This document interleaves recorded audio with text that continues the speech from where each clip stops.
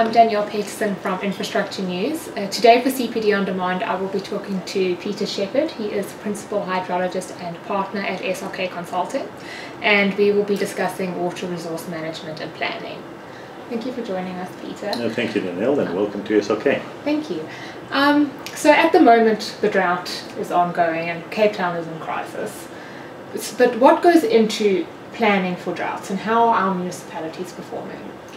Oh, it's a very topical conversation at the moment there, and I mean, drought planning is one of the most important aspects in South African water resource management. Most of the planning goes around from the Department of Water and Sanitation, but the municipalities play a very, very important role in making sure that water is managed that is available for them. So drought management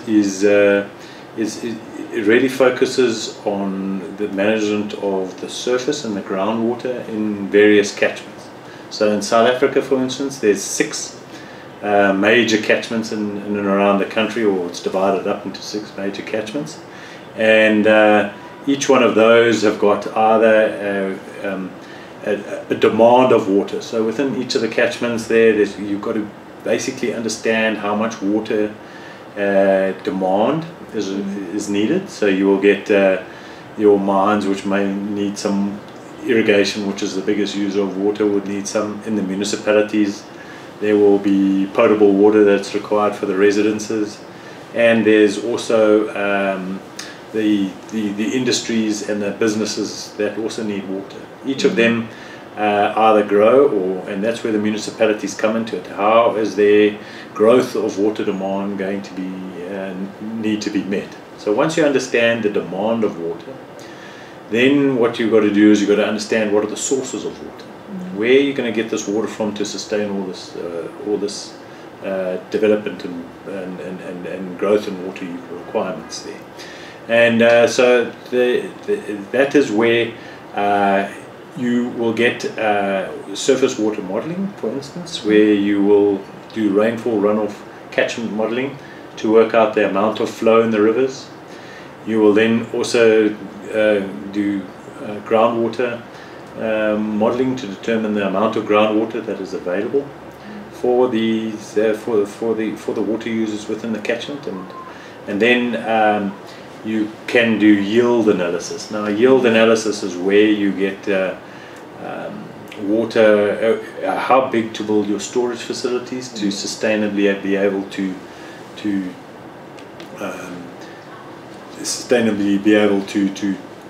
supply the mine with water. So how big to build a dam? You don't want to build a dam that is too big and it will never get full because the water gets used straight away there. So that is all part of yield analysis there. And you've got to really take the growth of the population into account and how much water demand there is versus how big the storage can be.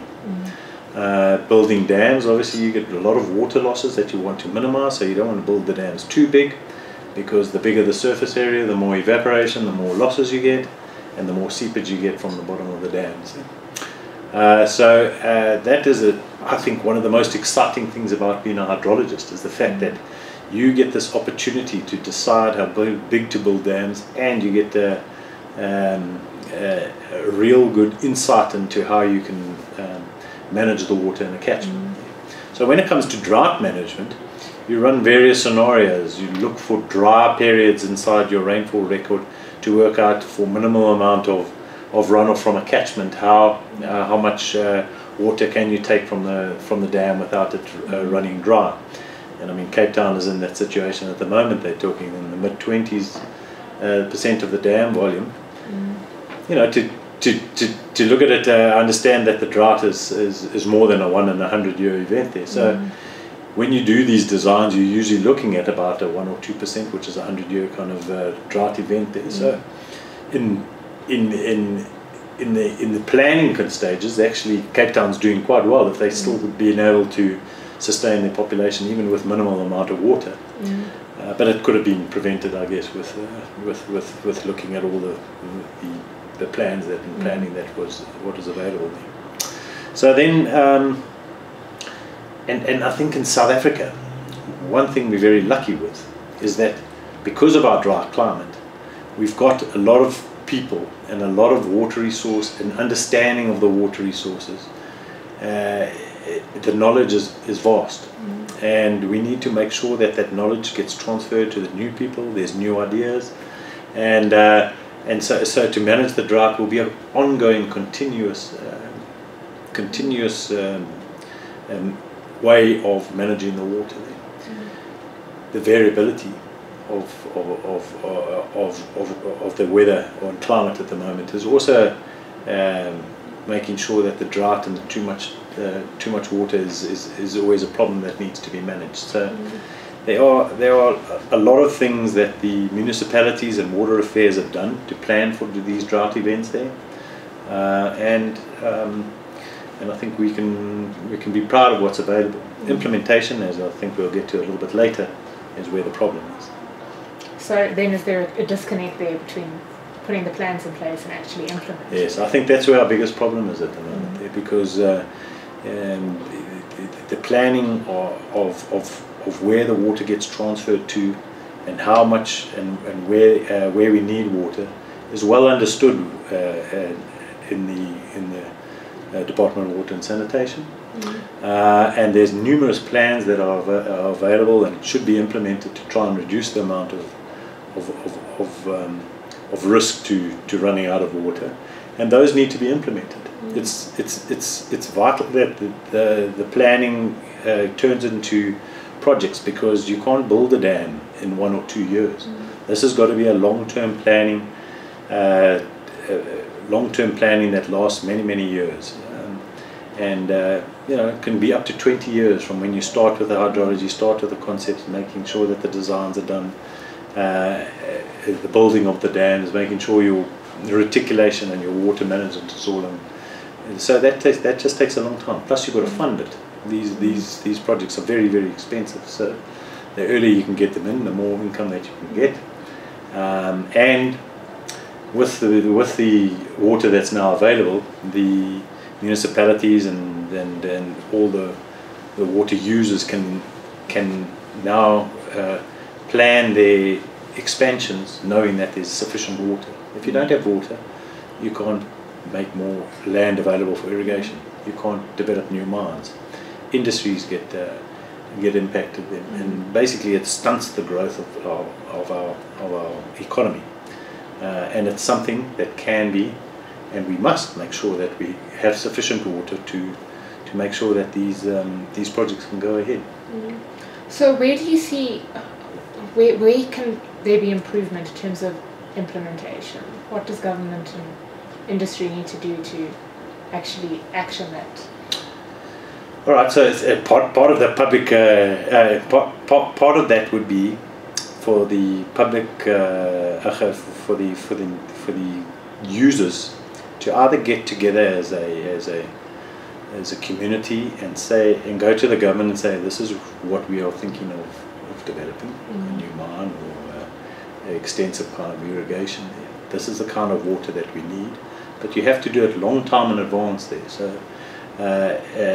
So that you understand what your demand is. Then the water resource managers can then bring that into their models. There's very complex models that are available for the whole of the country, but they continually need to be upgraded there. So that is the growth of an economy with water means that somebody has got to pay for it. So the people that are going to pay for it are those that are going to use the water.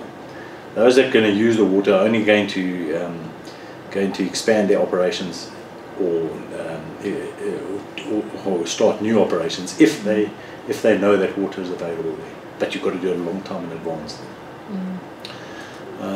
And there are many what we call reconciliation studies that have been done for the whole country. So a reconciliation study, for instance, would be looking at what a specific area. In that area, how much is the water use in the area? Where are the water sources? What is the deficit or in a specific smaller catchment?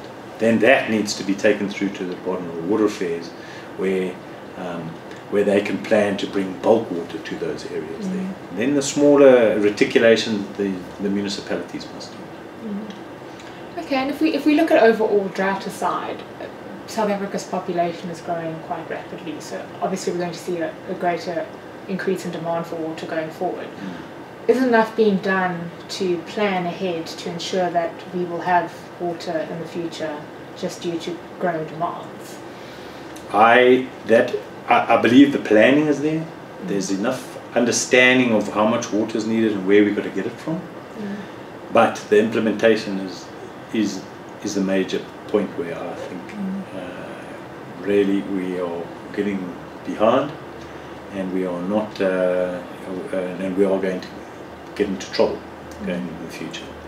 We are certainly going to get in certain areas in South Africa where you can't develop anymore. You've got to cut back on the water use there.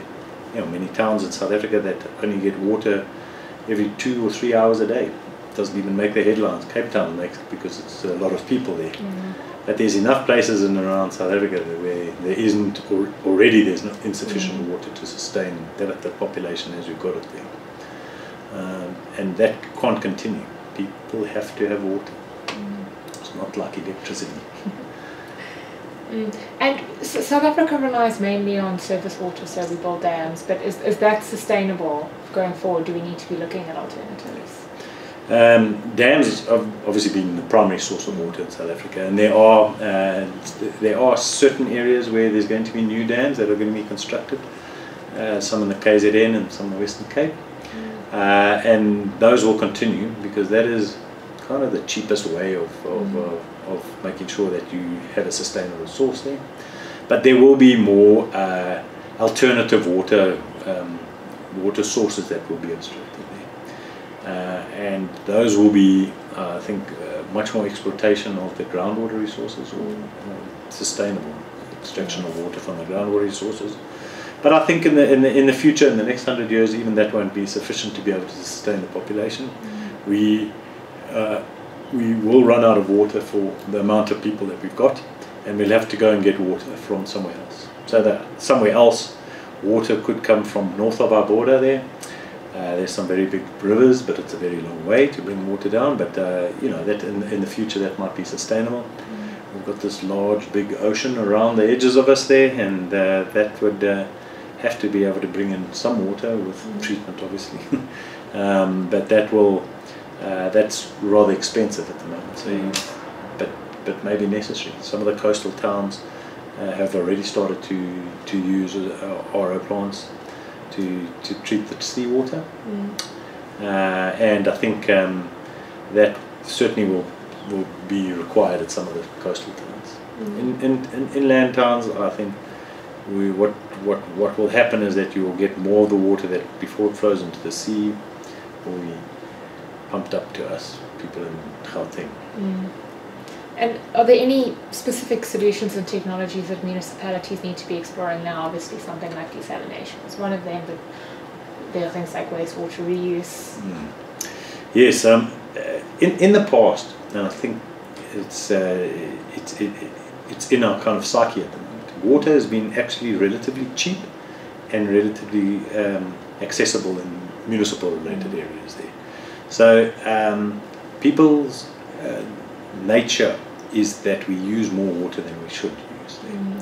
I managed to spend some time in some of the Middle Eastern countries, and there the amount of water that they use and the type of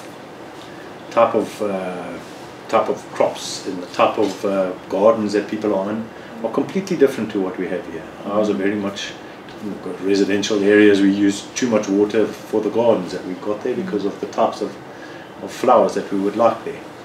And that time will change. There will be we need the far more hardier kind of plants in your garden. You need to make sure that the water that gets to the sewage works is reused in the best possible way. And then we will get, I think, the industries, especially in the mines, especially, will have already trying to implement ways to minimize the water that they use. In the past, they used to just bring in raw water, and then it didn't really matter how it was used. So if it was evaporated from the tailings dams, there was no way of trying to reduce the amount of water used there. There was no people weren't really interested in that there. That has completely changed now. I would say in the last 10 years, all mines and all industries are trying wherever possible not to use the raw water that comes into their mines, and rightly so, because that water must be used to sustain the population surrounding for municipalities and the areas surrounding the municipalities. So yes, there's been a big attitude change, and there's a lot of technologies now available to try and minimize the amount of water, and I think it's only going to get stronger going forward. And then obviously we need to have basin studies and management plans that are in place. I mean, is South Africa up to date there? Is there work that needs to be done? Yes, basin studies have been a large component of the Department of Water and Sanitation. It's been a lot of studies have been undertaken over the last 30-40 years. We've got, but my feeling is that there's a lot of information and data that used to be collected that is not collected. I'll give an example. In some of the basin studies, we should be very much looking at the whole climate change and the variability of climate within our areas there, and I don't think we are collecting enough information on especially rainfall to look at the impacts of that and how that's going to change in our water resources. There's a lot of work, it has been done, but I think we need to have the data to back that up, which we are lacking. Many of the weather stations have closed down, and so we've got less weather stations now than we had maybe 20 years ago, and that should change. We should be getting more rainfall stations rather than less. Similarly, in the dams, you have to understand very well how much water is coming into the dams, how much water you're abstracting, and how much water is released at the bottom of the dams there. And that needs to be upgraded. All our facilities need to be upgraded to make sure, or our measure monitoring needs to be upgraded to make sure that we do understand the changes. And then that comes into your basin plan. So now once you've got the data, your basin plans can then be updated. So your modelling, your rainfall runoff modelling will now have far more up-to-date simulations on, and maybe some simulations on how the change of rainfall could impact the runoff in the rivers. Do we need to make dams bigger? Do we need to take less water out of the dams? And all those come in your basin studies. We do in South Africa actually have a very, very good water resource model that is updated from various people within water affairs as well as other consultants, and that needs continuously to be updated. And to continuously update it, the more and more data that is available, the better and better your simulations will be. So it comes down to you can't manage what you don't measure, kind of thing. Absolutely, yes. Yeah. And so whose responsibility is it to collect all that data that we need? Well, there's a Department of Water and Sanitation will collect mostly of the flows and rainfall and dam storage levels. They will do that on all their major dams there. Inflows and outflows will also be the Department of Water Affairs because they own the bigger dams. But there's no reason why, well, the municipalities also collect quite a lot of the data. But I think it is also time that some of the farmers and some of the industries and some of the mines convert some of their weather stations into ones that are registered with the Weather Bureau, and then they will collect data that wouldn't have necessarily been, I mean, it is collected, but it's just not reported on. Yeah. And so we really need to work as a team together to do that. So, I mean, where is there then room for improvement? Does there need to be some central location where all of this data is recorded and reported so that it's accessible? Accessible to everything, yeah. So at the moment it's done at Weather Bureau, and they do a very good job at the moment. You can get they collect, but it's much less data than what they could there. So they've got the databases, and they've got the systems to be able to synthesize the data and make sure that the data is given in a correct format that has been checked, and us as users of that data, we will approach Weather Bureau, and then we just pay for the data that we have there. There was a big study done up until the end of 2000, where all that data was available, and that is freely available to anybody for all the stations that were available at that time. But you know, it's 18 years down the line now, and there needs to be that kind of research project done to consolidate all that data again, so that it can be used, as well as then identify the gaps, things that have closed, where is it critical to measure more data. And of course, so the water resources we have, we need to obviously manage them very carefully, but pollution is also an issue. So how do we ensure that, you know, the catchments that we have are properly managed and taken care of? Yes, the problem with the South African water is always down to three things. It's either too much, too little, or too dirty. So the too much obviously is all your flooding and infrastructure damage, that kind of thing. Your too little is the droughts, which we've discussed before, and now you're getting on to the too dirty.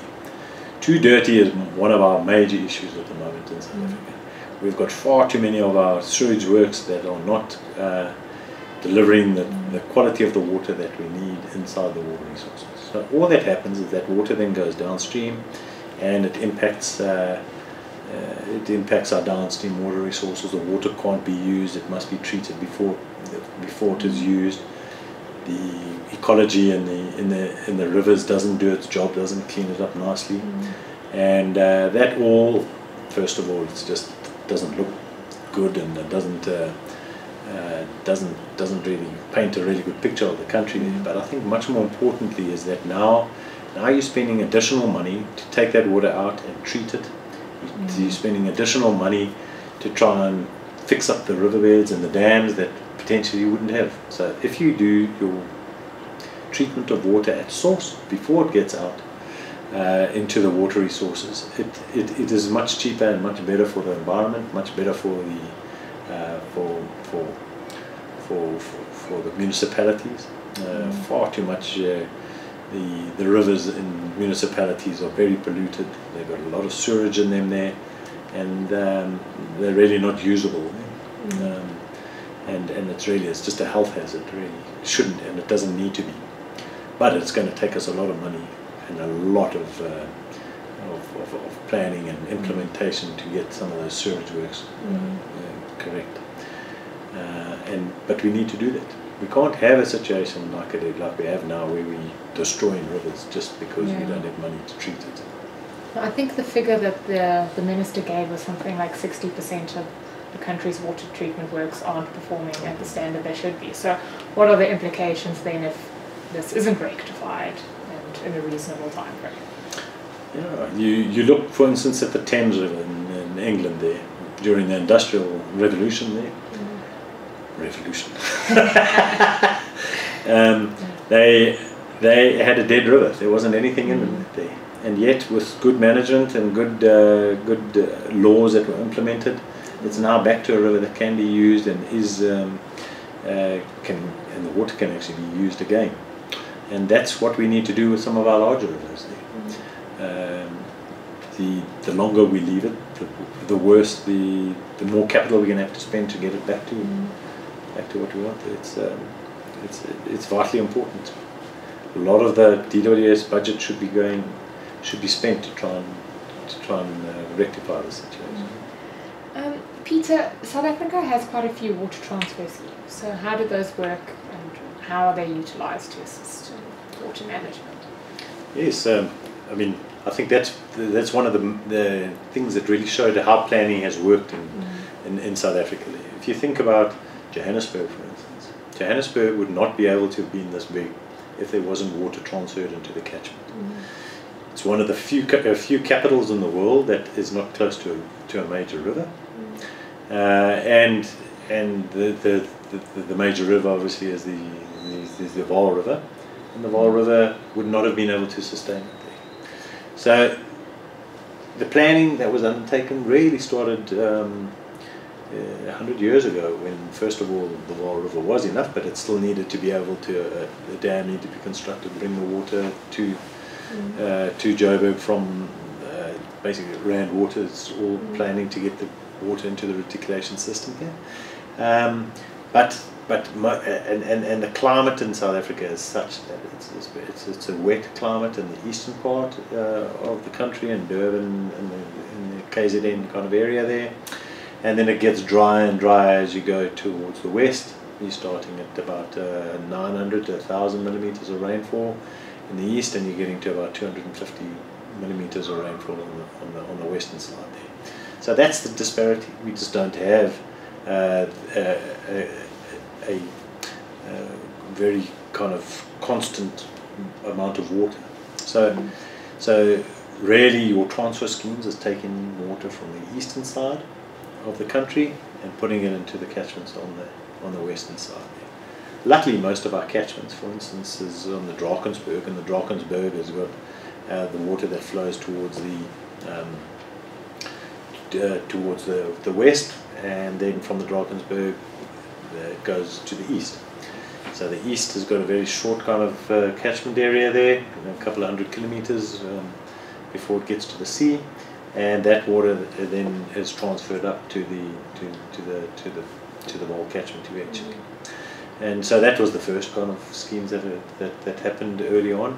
And then there was clearly Katsi Dam is the biggest water transfer scheme, and that's taking water from the Orange. So it would have got to the same place eventually, because the Vaal River goes to the Orange, but you're taking water from the Orange River and you Caledon River, and then you're giving it to the Vaal River, and the water then comes down by the Vaal Broomwolf and then joins back into the Orange on the other side there. But it has given us the opportunity, first of all, to hold the water back in those upstream catchments. You want those to be full and then getting lower and lower as you go down, because it allows you the opportunity to, if you're getting a lot of rainfall, that you're not spilling from the last dam before it goes into the sea, and you're holding the better quality water, because the higher up in the catchment, the better quality of water it is there. So you're having cleaner water that's stored in a cleaner kind of catchment. And then as you go down, if you need water, you can release water down the rivers to the catchments. And I think water affairs have also got now much better understanding of water use licenses. So they don't allow people, for instance, when you release water, that the farmers in municipalities take the water out before it gets to some of the other users. They can take their sustainable amount of water out as per their license, but that also allows the water to flow further downstream. And in the past, the water used to be, if the water ran across your property, that was your water. You could do with what you want there. The Water Act that we've got now is far more equitable. The government owns the water, and then you apply to be able to use it there. So it doesn't allow greed to come into it. It doesn't allow over abstraction of water, and it allows the better management of water in the catchments. Some of the other transfer schemes, especially in the Cape kind of area, are also very important there, because they have the same kind of thing where the water falls closer to the sea than it does on the hinterland there. So and it's very dependent on where the growth points are going against the edge of the ocean, because you can imagine those areas on the eastern side have got a lot more smaller rivers that go into the seas. So it's much more important to manage those smaller catchments than it is having one big dam like the Vaal Dam, that's where all the water gets to there. Whereas at the sea, you get much more smaller catchments, water all going into the sea, and you want to transfer and make sure that you're managing the water as carefully as possible in those transfer schemes. So important things there. I mean, for all those that are out there, if you're thinking of becoming a hydrologist, it's the best thing in the world. You'll be so happy if you do it. And I suppose the transfer schemes are also helpful when there is a drought because you can move water around according to where it's needed most. That's where the planning comes in. Yes. Planning is and management of water in those catchments is vitally important. And that's where the monitoring is, what we spoke earlier there. That really helps. If you know, okay, this dam's only 20% full, we need to get additional water in there. So to really understand where you need water and how much water you need and how much water should you keep in the upper reaches of the catchment so that you don't run out of water. Release it in time so that it also doesn't become an issue is also important. You can never predict on how the climate's going to react there, but there are different rules of not rules of thumb. There are different rules of running these schemes. Many of the catchment models that are done have done various scenarios to say, okay, if you have a dry period and your dams are all 20% full, which is the best dam to hold the water, and when should you release it? How much should you release from a certain area? It often has you lose water as you discharge it down the river because you're getting now a much bigger area and people will abstract even though maybe they shouldn't. So you don't really want to release if you know that water that it's not going to be managed going down the river. And when it comes to long-term water security, I suppose one of the best things that government can do is drive down demand.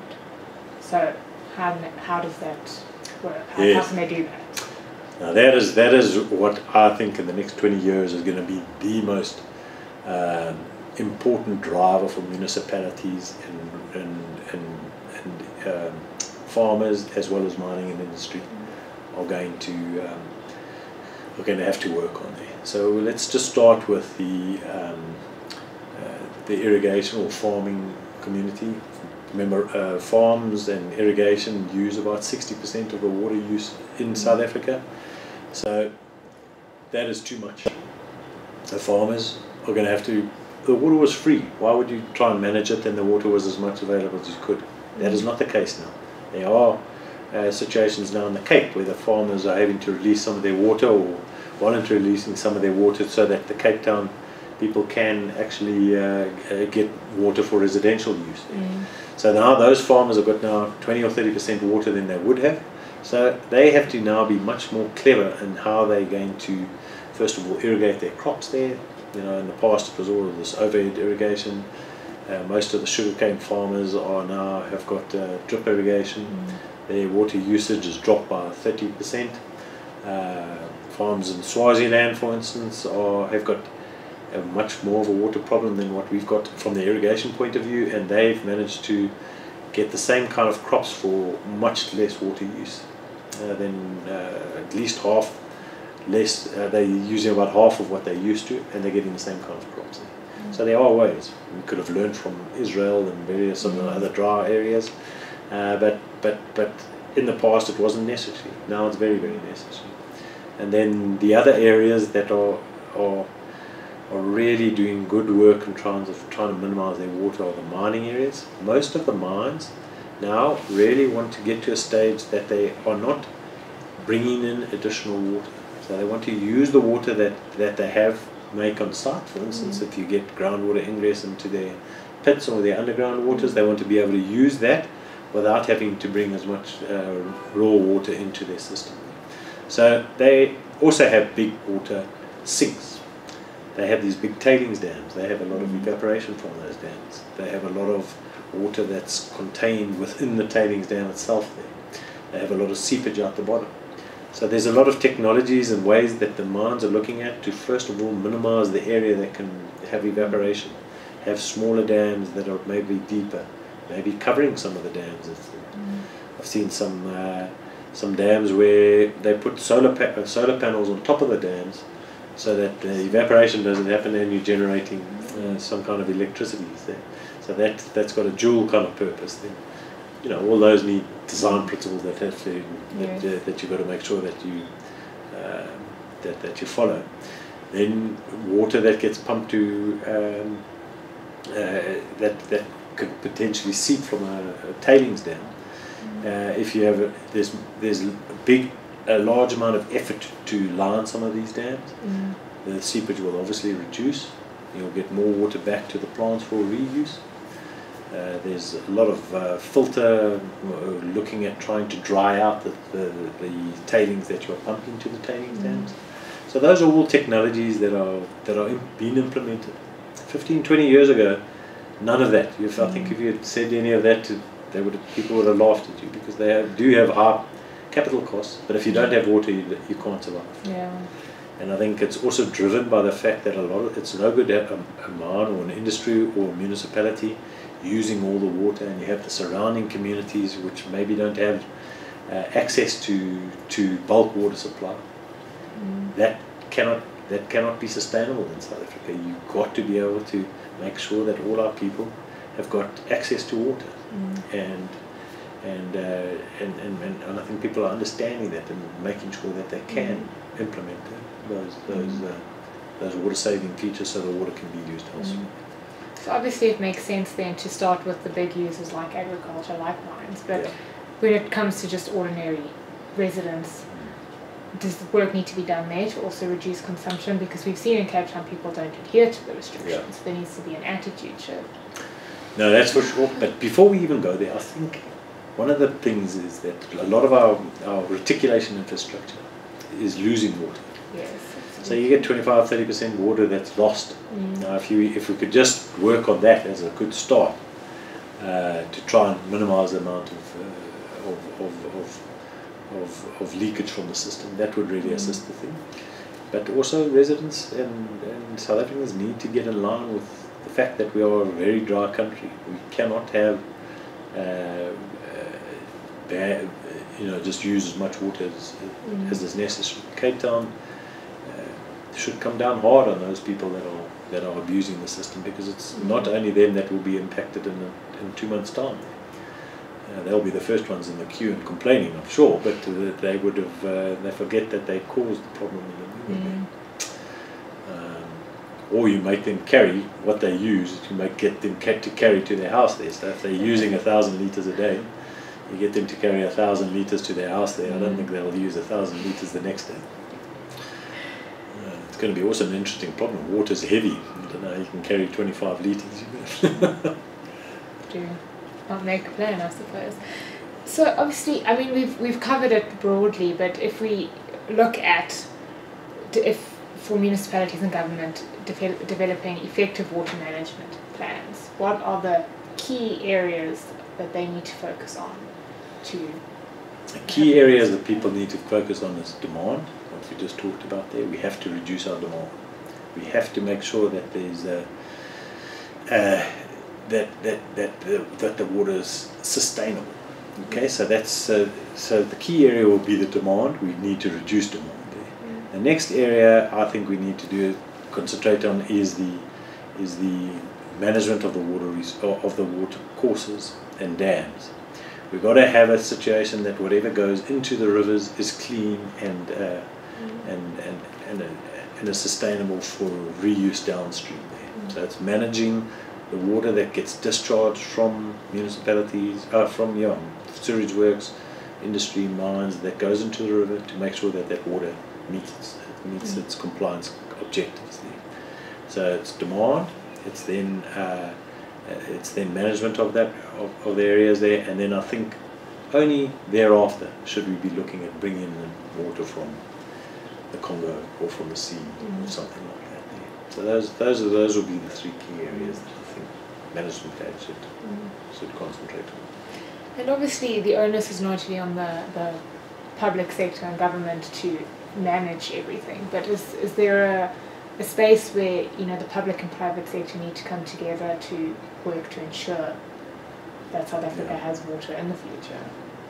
Yeah, I think many of the projects do need to have the industrial and municipal kind of buy-in, because it's always going to cost money, and the only way Water Affairs can't put in the schemes and then not get any return from them, because then we will just never be able to sustain the Department of Water and Sanitation. So where the public and private sector have to work together is to make sure that if you say I'm going to use a certain amount of water, then you make sure that either you pay for that certain amount of water even if you don't use it, or you contribute a capital portion to the infrastructure development there, so that and always it's much better to do it in bulk.